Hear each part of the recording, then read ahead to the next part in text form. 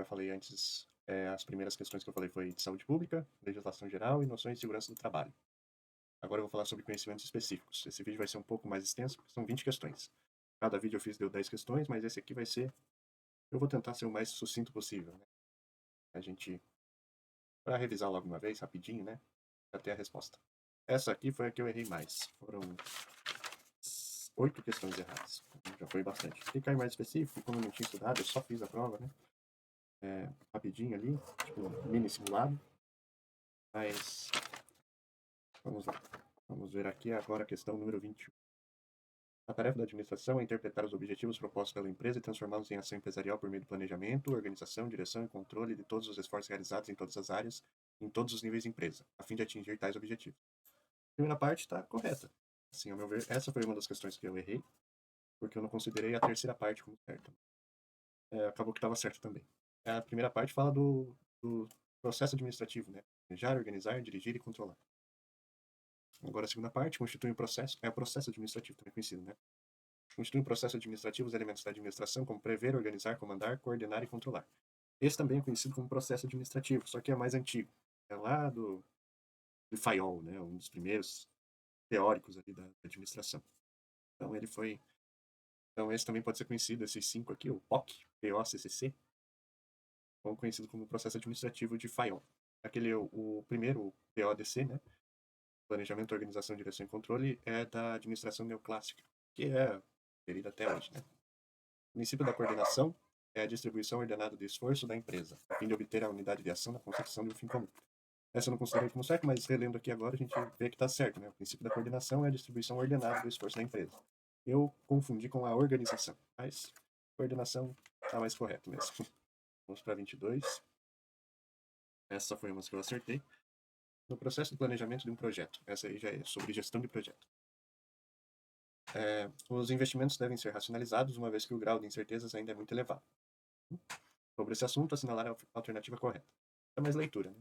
No momento em que as estratégias estão sendo elaboradas, os pontos fortes e as vantagens que o projeto pode oferecer devem ser reduzidos, por não influenciar os resultados finais. Totalmente ao contrário, né? Os pontos fortes e as vantagens devem ser reduzidos. Aqui, essa questão, se você ler, ela entra muito a análise SWOT, né? Que é forças, fraquezas, oportunidades e ameaças, né? Ali, como a gente vê na B.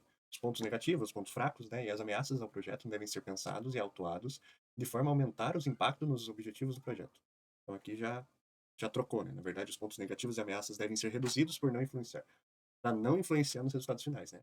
E os pontos fortes e as vantagens do projeto devem ser pensados e autuados de forma a aumentar os impactos nos objetivos dos projetos. Então, a C, ações preventivas são menos onerosas e trazem maior insegurança ao projeto. Trazem maior insegurança? Não, né? Ações preventivas são menos onerosas e elas trazem mais segurança.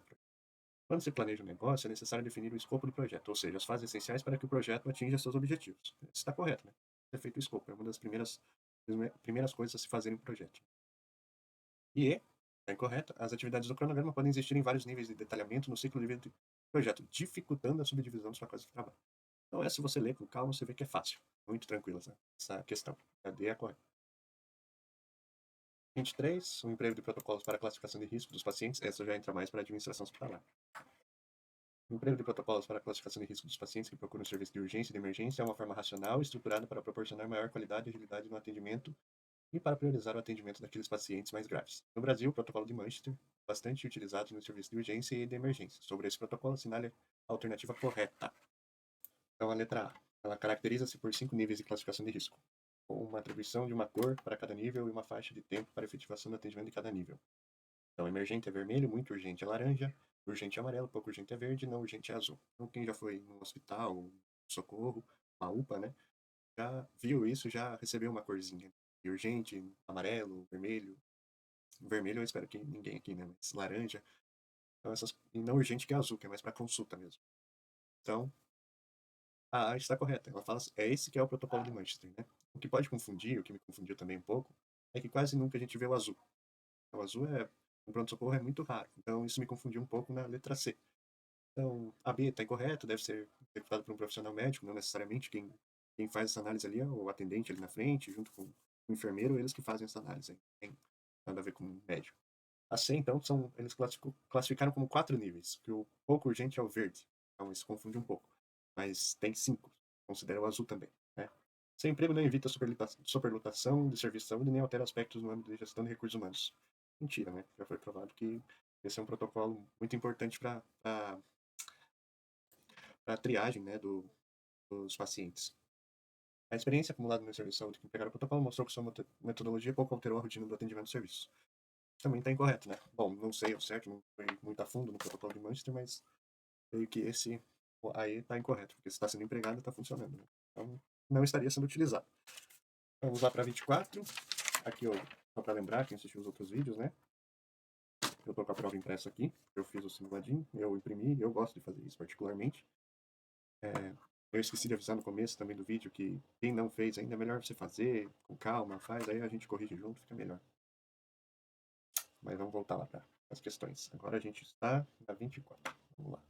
Mensuração do tempo médio de permanência dos pacientes admitidos na unidade de emergência do hospital, considerando o tempo a partir da chegada até o término do atendimento na emergência, é um importante indicador hospitalar, pois pode fornecer informações importantes nos campos de assistência à saúde e da gestão. Sobre o indicador que mede o tempo médio de permanência de pacientes na emergência do hospital, não é a alternativa correta. Então, essa aqui eu marquei errado, eu marquei a C, mas ela está incorreta também, esse cálculo, é outro tipo de cálculo.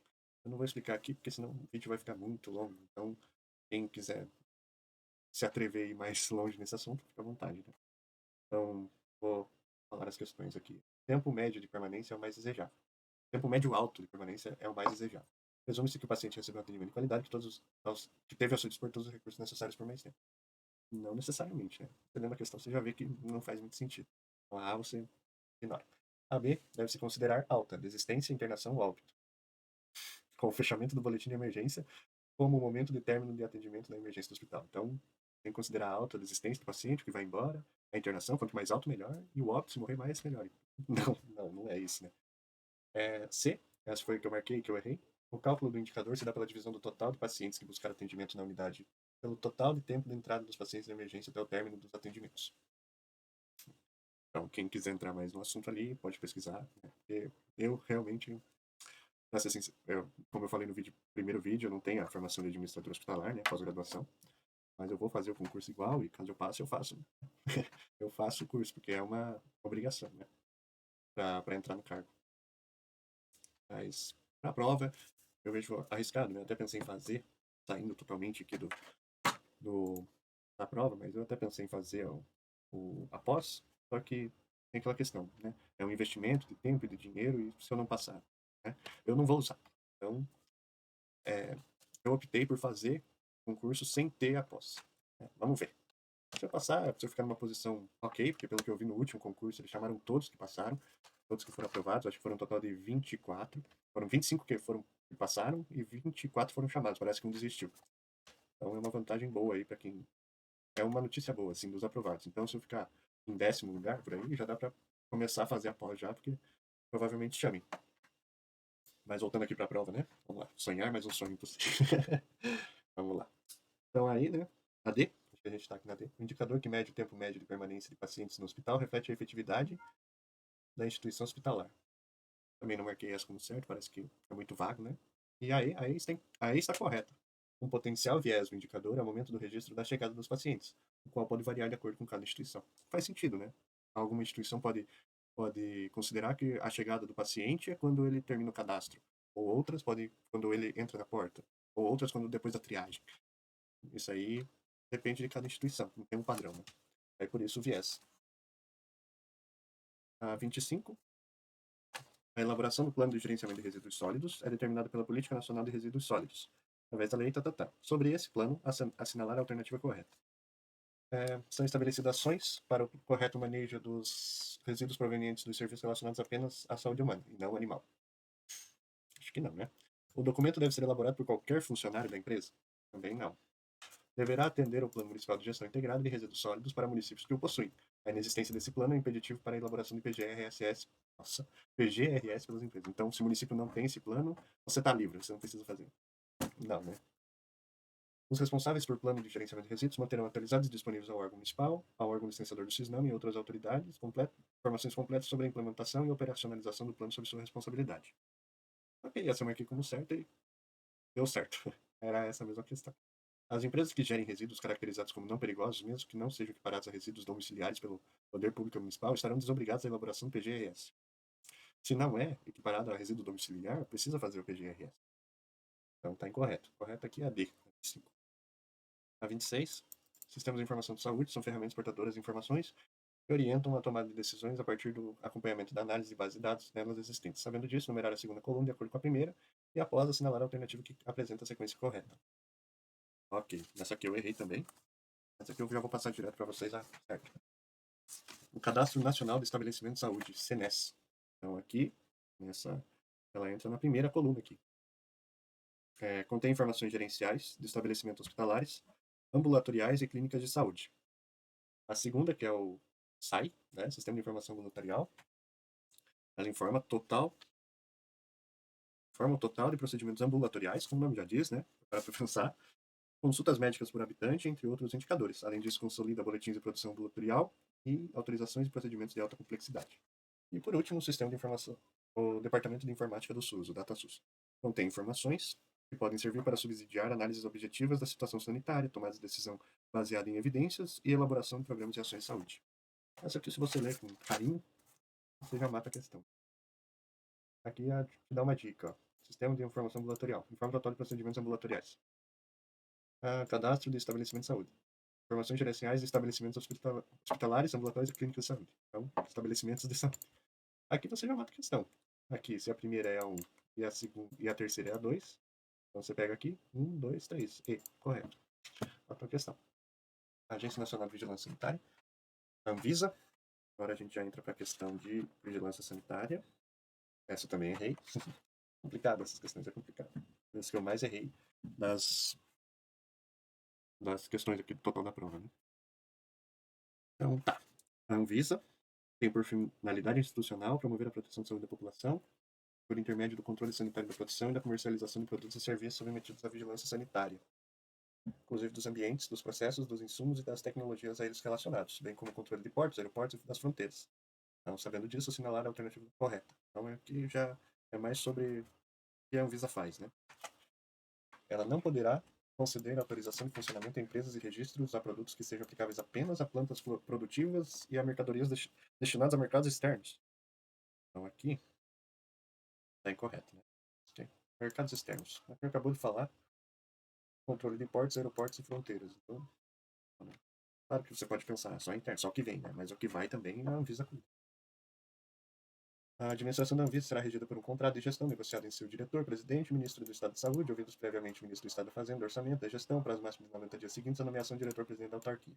Então, isso aqui é bem específico mesmo de como funciona lá a direção da Anvisa, né? Eu marquei essa, mas eu errei. Então, não é isso. Não é assim que funciona. Então, é permitido aos dirigentes da Anvisa o exercício de atividade profissional e empresarial particulares. Se for parar para pensar, se você começar a refletir, não faz muito sentido, né? O diretor-presidente da Anvisa trabalhar em empresas particulares, então será que não vai ter aí alguma vantagem para essa empresa que ele trabalha? Né? Então, marquei errado. Realmente era, né? A D é a correta. Consideram-se bens e produtos submetidos ao controle e à fiscalização sanitária pela Anvisa, entre outros, de equipamentos materiais médicos hospitalares, odontológicos e hemoterápicos, e de diagnóstico laboratorial e por imagem. Isso realmente eu não sabia. Então, é uma novidade, mas é bom saber e entra um pouco no contexto de administração hospitalar. Então faz sentido essa questão, né? Saber que é a Anvisa que cuida disso. Então, aí, compete aos estados, no âmbito do Sistema Estadual de Vigilância Sanitária, manter o sistema de informação contínua e permanente para integrar suas atividades com as demais ações de saúde, com prioridade às ações de vigilância epidemiológica e de assistência ambulatorial e hospitalar. Está incorreta. A 28. A 28 também marquei errado. Aqui é de certo e errado. Então, como eu falei no outro vídeo também, no primeiro, se não me engano, questões assim de certo e errado é bem raro na Projeps. Projeps é a banca da Unioeste. Não é muito comum eles usarem esse certo e errado aí para fazer as questões. Mas como essa revisão é mais didática, para a gente aprender, então tudo bem usar. Né? Porque mudou a banca, né? A gente era o objetivo, agora é a Projeps. Então vai mudar um pouco, né? Inevitavelmente vai mudar um pouquinho as questões aqui. Não vai ser do mesmo padrão que a gente está vendo aqui. Vamos lá. Sobre a participação direta ou indireta, inclusive controle de empresas de capital estrangeiro na assistência à saúde, marcar C para as certas e E para as erradas. E após assinalar a alternativa que apresenta a sequência correta. A 28 aqui eu marquei E a correta... Não, acho que eu marquei errado. Eu achei que tinha marcado errado, marquei certo. Então eu vou até que revisar meus pontos aqui, eu acho que eu ganhei mais pontos. Enfim, então B tá certo. Eu marquei. Vamos lá. É vedada a participação direta ou indireta de empresas ou de capitais estrangeiros na assistência à saúde. É vedada a participação direta ou indireta de empresas capital estrangeiros na assistência à saúde. Errado. Né? Então eu acho que só de forma indireta, se não me engano. Então, eu acho que é permitido a pessoas jurídicas destinadas a instalar, operacionalizar ou explorar ações de pesquisa de planejamento familiar. Planejamento familiar, essa está correta. Okay? E por último, são permitidos serviços de saúde mantidos, sem finalidade lucrativa, por empresas para atendimento de seus empregados independentes, sem qualquer ônus para a Seguridade Social. Correto também. Enfim, uma empresa pode fazer uma clínica, alguma coisa, sem fins lucrativos para os seus empregados. E sem abater também no INSS. Né? Ok. ECC, tá certo? Vou até marcar aqui como certo, olha, legal. Vou ganhar mais 2,75 pontos. Eu fiz a conta aqui. Aqui. Fiz a conta aqui, deu 67. 67,9, então vai para 70,6. É? É. 70,6. Tá bom. Eu olhei ali, eu fiquei em... Se for comparar com a nota lá da 2020, eu fiquei em 12º, então devo ter ficado ali por 10º lugar. Então, se eu continuar com essa nota e eu continuar em 10º lugar, para mim tá ótimo. É a posição que eu quero estar, né? Porque, como eu falei antes, né, se eu, foram chamados muitas pessoas. Que eu olhei também na prefeitura, que a gente é Sherlock Holmes. Então, quando você faz muito concurso, você fica noiado. E eu olhei ali, parece que todos os 24 que foram chamados estão trabalhando ainda, como administrador hospitalar. Então, eu não sei, a demanda está grande, parece, aparentemente. Eles fizeram um concurso em um período de 2 anos, já estão abrindo de novo. Então, infelizmente, né, a pandemia parece que está voltando, então provavelmente eles vão chamar mais profissionais. É triste, né, pensar dessa forma, mas querendo ou não, eles vão precisar de mais gente para trabalhar e, consequentemente, eles vão chamar mais gente do concurso, né? Então, é uma notícia ok, né? Para quem vai fazer, quem for aprovado também. E vamos ver, né? Eu acho que vai dar certo. Se eu continuar com essa nota aqui e continuar em 10º lugar, estou feliz. Eu espero também que quem esteja assistindo que passe também, porque são muitas vagas, então a gente não precisa brigar. Ok? Vamos lá para 29. Questão 29. Vamos voltar aqui. Estou atrapalhando a câmera aqui, deixa eu ver. Opa. Vou ajustar aqui, bem no cantinho. Aí. Sobre a participação da comunidade na gestão do Sistema Único de Saúde. Analise os itens abaixo. Vamos ver. A representação dos usuários no Conselho de Saúde e Conferência era paritária, em relação ao conjunto dos demais segmentos. Olha. Deixa eu ver aqui. Agora eu marquei B. Deixa eu ver A.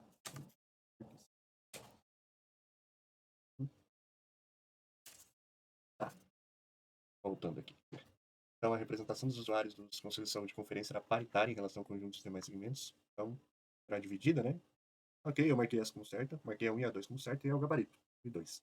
A participação da comunidade é um princípio do SUS, correto? É realmente um princípio do SUS, a participação da comunidade. A Conferência de Saúde é uma instância colegiada, deliberativa e permanente do SUS, integrante da estrutura organizacional do Ministério da Saúde. Colegiada, deliberativa e permanente do SUS, integrante. Sei lá, eu acho meio estranho, eu não sei, realmente. Admito que eu não estudei essa parte, mas tá errado, né? O Conselho de Saúde reunir-se-á a cada 4 anos com a avaliação dos vários segmentos sociais a fim de avaliar a situação de saúde e propor diretrizes para a formulação da política da saúde nos níveis correspondentes, convocado pelo Poder Executivo. O Conselho de Saúde reunir-se-á a cada 4 anos. Nossa, 4 anos é muito tempo, né, para se reunir-se, né? Então, as corretas, então, são A, somente o item 1 e 2 está correto. Vamos lá para 30. Segundo o Ministério da Saúde, quando for insuficiente o setor público, for necessária a contratação de serviço privado, isso deve se dar sobre 3 condições, sendo ela celebração de contrato conforme as normas de direito privado, ou seja, interesse particular prevalecendo sobre o público. Interesse particular prevalecendo sobre o público. Aí entra aquela questão que eu falei no vídeo anterior. Vou colocar o cardzinho lá em cima, bem lá em cima, bem lá em cima, que fala que é bom a gente dar uma lida nas primeiras páginas, não precisa ser todas, né? Constituição Federal. Ali você já pega uns nuances, como esse aqui. Às vezes a gente lendo rápido, a gente considera como certo, mas não. A celebração do contrato conforme as normas do direito normas de direito privado, ou seja, interesse particular prevalecendo sobre o público. Nunca, nunca, nunca qualquer estatal, qualquer coisa do governo vai ter interesse particular prevalecendo sobre o público. Então, a gente já vê que está errado. Então, a gente já pode desconsiderar. Então, aqui, ó. E aqui a gente já mata a questão. Olha aqui. Vou mostrar aqui com o mouse. Somente o item 1 está correto. Não, ele não está correto. Então, somente o item 1 e 2. Também não. Somente o item 2 e 3 e todos os itens. Então, aqui a gente já mata 3 questões. Somente o item 1, somente o item 1 e 2, os itens 1 e 2 e todos os itens. Só sobra esse aqui. Então, a gente pode considerar que a 2 está certa. A instituição privada deverá estar de acordo com os princípios básicos e normas técnicas do SUS. Prevalecem, assim, os princípios da universalidade, equidade, etc. Como se o serviço privado fosse público, uma vez que, quando contratado, atua com o nome deste. Correto, né? A integração dos serviços privados deverá se dar na mesma lógica organizativa do SUS, em termos de posição definida em rede regionalizada e hierarquizada dos serviços. Não necessariamente, não precisa ser na mesma lógica organizativa, né? Então, a gente vê aqui que somente o item 2 está correto. Então, que é a B. B é a correta. 31. Em relação ao Conselho Nacional de Secretarias Municipais de Saúde, CONASENS, sobre o regime financeiro e sua fiscalização. Prestação de contas anual abrange, entre outros, seguintes elementos. Vamos lá? 31.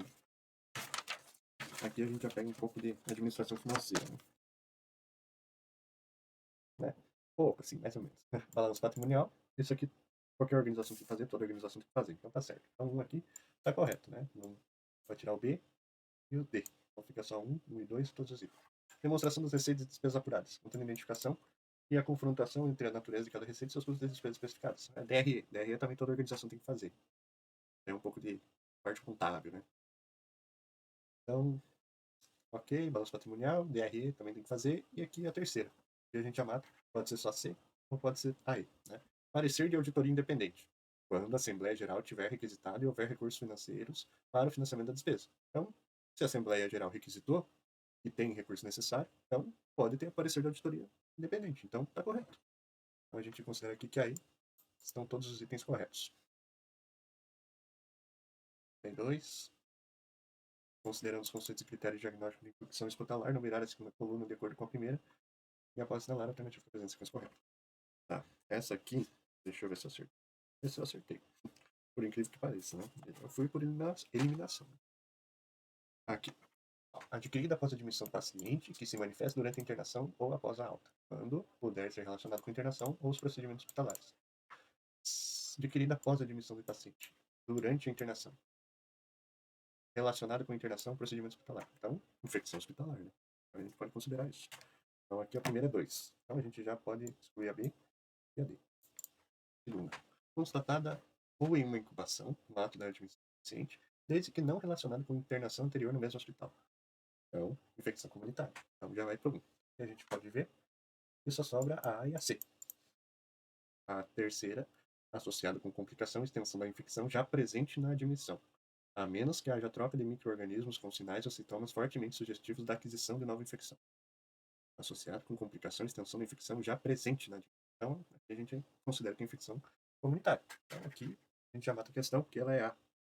E é A mesmo, 32A.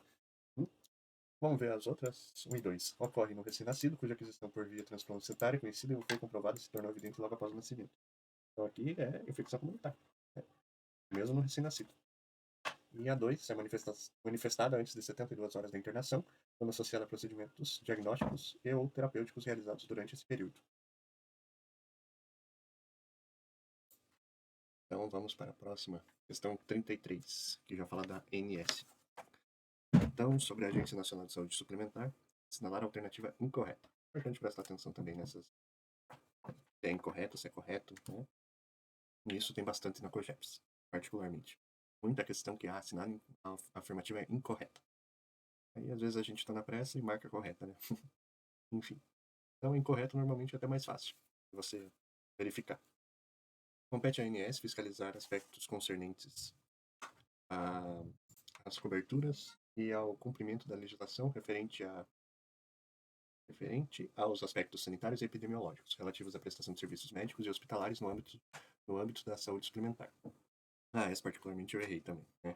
Falei que é fácil, mas na verdade tem algumas que não. A B Então, essa dá certo, né? A ANS fiscalizar aspectos concernientes coberturas e cumprimentos da legislação. A ANS terá por finalidade institucional promover a defesa do interesse público na assistência suplementar à saúde, regulando as operadoras setoriais, inclusive quanto às suas relações de prestadores e consumidores, contribuindo para o desenvolvimento das ações de saúde do país. A gestão da ANS será exercida pela diretoria colegiada, composta por até 5 diretores, sendo um deles o seu diretor-presidente. Essa, a C está correta. Bem específico. É bem comum uma questão. E essa está certa, então. É sobre a bancada da ANS. Bem específico. A D está incorreto, né? A C, a gestão da ANS será exercida pela diretoria colegiada, composta por até 5 diretores. Né? Talvez isso seja da Anvisa. Estou chutando. A D, até 12 meses após deixar o cargo, é vedado ao ex-dirigente da ANS de ter participação, exercer cargo ou função em organização sujeita à regulação da ANS. Igual a gente viu na questão da Anvisa também, o presidente não pode participar de empresa privada. Né? Compete à diretoria colegiada julgar, em grau de recurso, as decisões dos diretores mediante provocação dos interessados. Essa eu marquei como sendo incorreta, mas na verdade é correta. Na verdade, porque um pouco que me pegou foi esse em grau de recurso, né? Assim, em grau de recurso é a diretoria colegiada que julga. Na verdade, está correto. Bom, na próxima, 34, essa aqui, digamos, quem tem mais experiência em concurso, esse aqui é o básico do básico do básico. É o famoso LIMP, né? Até achei estranho, porque é muito raro cair isso, porque é tão básico que, né, as pessoas nem já sabem isso, né? Enfim, vamos lá. A ética na administração pública deve pautar seus atos, entre outros, pelos princípios expressos na Constituição Federal em seu artigo 37. E são eles: o LIMP, legalidade, impessoalidade, moralidade, publicidade e eficiência. Eu nem vou ler os outros, né? Esse é o LIMP. Legalidade, impessoalidade, moralidade, publicidade e eficiência. 35, considerando os atos administrativos, numerar, papapá, igual aos outros. Isso também, nesse tipo de questão, eu já vi a Cogeps fazer. Não vou negar que eu nunca vi, mas eu já via algumas questões ela cobra desse jeito, de enumerar. Mas não é muito comum, assim. Eu acho que em 2018, a prova tinha isso, mas já em 2022, que é esse ano aí, foi em julho que eu fiz a prova, não caiu. No caso, eu fiz para administrador PSS no Oeste. Não querendo me exibir, em primeiro lugar, né? Enfim. Ok, atos de direito privado. Doação, permuta, locação, compra e venda. Isso já é mais atos de direito privado, que é locação, compra, venda, entendeu? Já entra mais para essa área de direito privado. O número 1 é o terceiro ali. Atos materiais. Atos materiais é o que acontece de fato. Né? Tenta lembrar isso quando você vê atos materiais. É o que acontece de fato. Então, o que a gente pode ver aqui não contém manifestação de vontade, mas envolve apenas uma execução. Como a demolição de uma casa, que é o que acontece, é o fato. Demolição de casa, apreensão de mercadoria, realização de um serviço. E por último, né, o que sobra também, atos normativos, de norma. Isso você lendo, você já pega, né? Abrangem decretos, portarias, resoluções, regimentos, defeitos gerais e abstratos. Então, tudo relacionado à norma, são atos normativos. Materiais é o que acontece, é o material, é o tácito ali, a demolição de uma casa, a apreensão da mercadoria. E atos de direito privado é o que normalmente a gente faz como pessoa física, né? A gente compra, a gente loca uma casa, a gente vende uma casa, exemplo, né? A gente doa dinheiro, né? Exemplo, né? Então, essa aqui é a 35, a correta é a C. 2, 3, 1. Deixa eu só confirmar. É isso mesmo. 35, isso. 36. De acordo com a lei de licitações e contratos, isso aqui é um BO, né? Você lê toda a lei, agora você não sabe qual lei ler. Se é a mais nova, se é a mais antiga, se é a 8666 ou a 14 não sei o quê. Mas essa questão em específico eu coloquei 36 e eu acertei. Né? É porque isso aí é mais leitura mesmo. Se você eu estudo um tempo já, quase 4 anos aí de concurso, estudo, né? Não 4 anos ininterruptos, mas continua, você vai aprendendo, né? E de licitação a gente aprende o básico, e foi o que caiu aqui na prova, foi o básico de licitação. Então aqui a primeira, né? É permitido o contrato com prazo de vigência indeterminado. Você, em alguma licitação, já viu algum contrato ilimitado, um contrato com prazo indeterminado?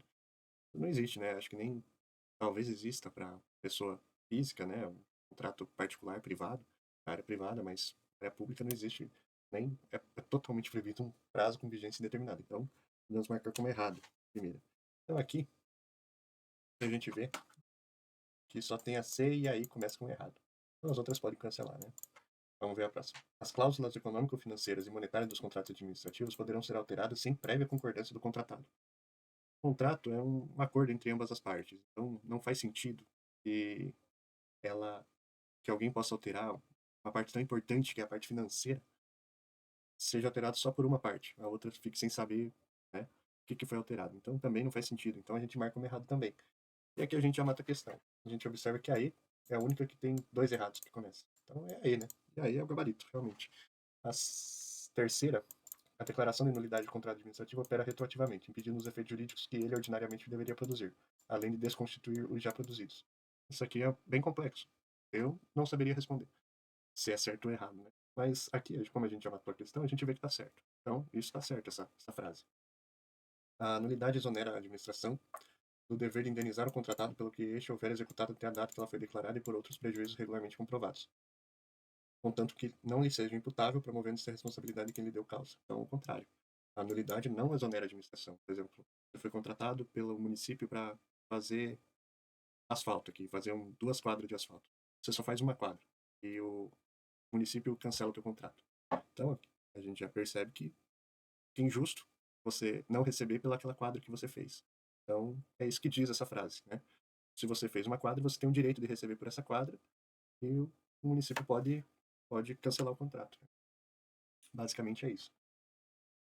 A 37, tá bastante aqui. Eu tô vendo aqui 47 minutos de vídeo. Bastante coisa. Mas vou tentar terminar. Aqui, acho que até uma hora eu termino. Uma hora de gravação. De acordo com a lei de licitações e contratos, mais uma de licitações e contratos. Essa aqui eu errei. 37. Então, todas as frases aqui, todas as partes são corretas. Então, vamos ler todas. Considera-se contrato todo e qualquer ajuste entre órgãos ou entidades da administração pública e particulares em que haja um acordo de vontades para a formação de vínculo e estipulação de obrigações recíprocas, seja qual for a denominação utilizada. Correto, né? É o que eu falei anteriormente. O contrato é um acordo entre duas partes, né? Ou duas ou mais partes. A licitação destina-se a garantir a observância do princípio constitucional da isonomia. Isso eu fiquei um pouco na dúvida, né? Só isonomia, não é mais coisa. Mas realmente está correto, está correto. As normas de licitações e contratos devem privilegiar o tratamento diferenciado favorecidos às micro e pequenas empresas de pequeno porte na forma da lei. Isso realmente tem alguns privilégios quem é micro e pequena empresa. Quem se interessar mais para o assunto é mais específico, né? Tem uma lei específica, se não me engano é 20%, alguma coisa assim. Talvez mudou com a lei nova, 14.031, 14.000 alguma coisa, de lei de licitação e contrato. Mas tem essa vantagem sim para pequenas empresas. Então, pelo que a gente vê aqui, está totalmente correto. Então, as três partes estão corretas ali. A 38. 38 eu também errei. Olha só, ética profissional. Isso aqui, né? Todos nós deveríamos saber. Mas é que ficou bem confuso esse aqui. Admito que ficou estranho essa questão. Vamos lá. Vou pôr um zoom a mais aqui. Em conformidade com o Código de Ética Profissional, os honorários e salários de profissional de administração deverão ser fixados por escrito antes do início do trabalho a ser realizado, levando-se em consideração, entre outros, os seguintes elementos: o vulto, a dificuldade, a complexidade, a pressão do tempo e a relevância do trabalho a executar. Correto? Possibilidade de ficar impedido ou proibido de realizar outros trabalhos paralelos. Sim, né? Pensando melhor. Se você fica impedido de fazer outro trabalho, você tem que levar em consideração aumentar o preço do quanto você cobra, né? Você vai fazer só aquilo, pô, você quer exclusividade, né? Tem que pagar mais por isso. E as vantagens de que do trabalho se beneficiará o cliente. Correto, você tem que fazer um serviço que beneficie o cliente, né? Não só você, ambas as partes. No caso ali, na ética profissional, só o cliente, só uma parte, né? Isso que eu achei um pouco estranho, mas fui ler e é realmente isso. Beneficiará o cliente. Então aqui é correto aí, todos assim. Essa aqui eu também errei, mas é simples também. Essa porque eu não sabia sobre o assunto mesmo, eu chutei. Mas aqui é a correta. Conselho Municipal de Saúde. Os recursos financeiros advindos da União e do Estado serão depositados junto ao Fundo Municipal de Saúde, em conta específica e movimentados pelo gestor municipal, sob a fiscalização do Conselho Municipal de Saúde, sem prejuízo da atuação dos órgãos de controle interno e externo. Eu coloquei o SUS aqui, né? Achei que era o SUS que fiscalizava, mas na verdade é um Conselho Municipal que fiscaliza isso. Essa 40, a 40, para quem trabalhou mais nessa parte ali, viu notícia, a gente acabou aprendendo bastante com a pandemia, né? Na questão do álcool. Onde limpar com álcool e onde não limpar. Eu, pelo menos, aprendi, eu acho que no jornal, um lugar aleatório, né? Mas, enfim, ó, analisar os itens abaixo. Soluções desinfetantes em relação às indicações do álcool 70. Macas, camas, colchões e mesas de exame, ok. Pode usar o álcool 70. Acrílico, borracha e tubos plásticos, não vai funcionar. E partes metálicas de aparelhos, sim, ok. Dá para passar o álcool 70, né? Eu acho que, se não me engano, o acrílico, a borracha, plástico, né, em geral, resseca quando você passa o álcool, né? Não uma vez só, mas quando você vai passando repetidamente, aquilo lá resseca e não tem como usar. Então, por eliminação, a gente vê que a 1 e 3 é correta. A C. E, então, encerramos aqui a prova. Então, eu acho que é isso. Esse vídeo foi o mais longo dos 3, mas foi bom para mim, porque eu consegui revisar as questões. Bom para quem está assistindo também aí, conseguiu dar uma olhada nas questões. Espero que você tenha feito a prova. Eu vou deixar também aqui na descrição o PDF da prova e o gabarito, né? O site onde eu baixei, que é o PCI Concurso, que eu recomendo bastante. Quem quiser se aprofundar mais, bom, hoje é sexta-feira, hoje é quinta-feira, quando eu estou gravando, amanhã eu vou editar e vou postar. Então, eu acho que tá bem em cima, né? Eu acho que o negócio é fazer questão e revisar e pegar o que você tem mais dúvida, né? E é isso. Então, quem gostou do vídeo pode se inscrever. Eu não pedi a inscrição nem clicar no gostei aqui embaixo. Aqui embaixo. Tô aprendendo aqui os meus primeiros vídeos, né? E eu, bom, não pretendo trazer tanto sobre concurso, trazer mais sobre outras coisas, mais relacionadas ao mestrado que eu estou fazendo, parte de tecnologia da informação. Né? Talvez eu traga a revisão da prova que eu for fazer sábado agora, que é a prova aqui da prefeitura. Vamos revisar, vamos ver o que a gente acertou, o que a gente errou. É isso, então espero que você tenha gostado do vídeo. E até a próxima. Se inscreva no canal aí. Aqui. Tchau.